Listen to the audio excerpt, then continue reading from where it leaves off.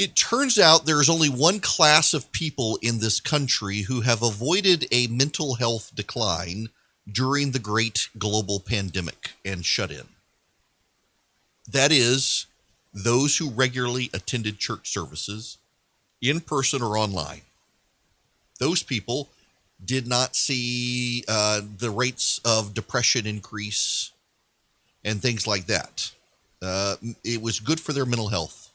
I've got to tell you, we've only been a couple of times, and I'm starting to feel it, particularly around the holiday season. I'm missing being in a church community, and we just can't do it given my wife's health. And I'm, well, I'll use this as a period, a confessional period. How about that?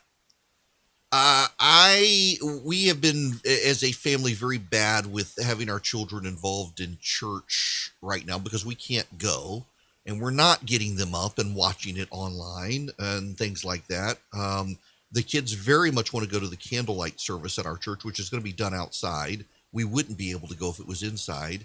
And honestly, there are still those who don't treat the virus as seriously as we have to treat it.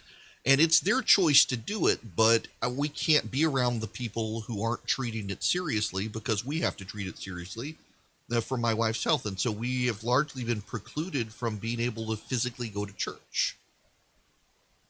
And there's something good for your soul, I think, in physically going to church and being a part of a church community.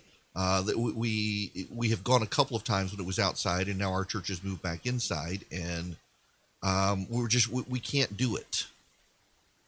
But for those who do engage with church as a family or individually, their mental health is way better off than the people who aren't engaged. And, this is true consistently across the board. You find with people who are committed to their faith.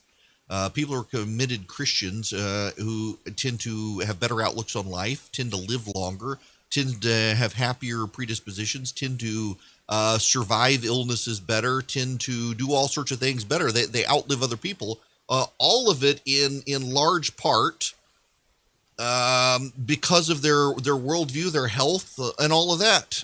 And it's a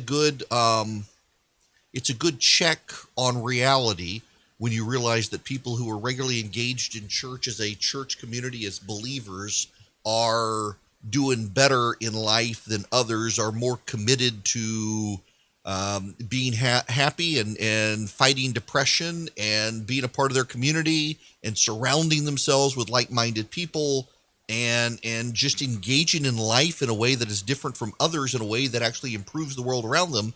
It's just one more benefit for those who are in church and why you might consider plugging into a church. And frankly, it's one of the things right now I feel really bad about as a husband, as a father, as a Christian, not being committed to church. And I shouldn't say committed, because we're committed to our faith.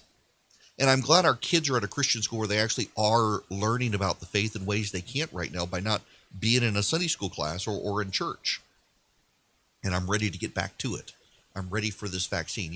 I'm as I've told you, I've been hesitant on the vaccine. And look, I like science and everything, but I too am one of those people. It's like, they kind of did rush this out very quick. My wife is ready for it.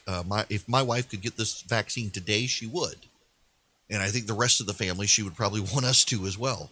But I'm ready for life to go back to normal, just for that spiritual church aspect of it.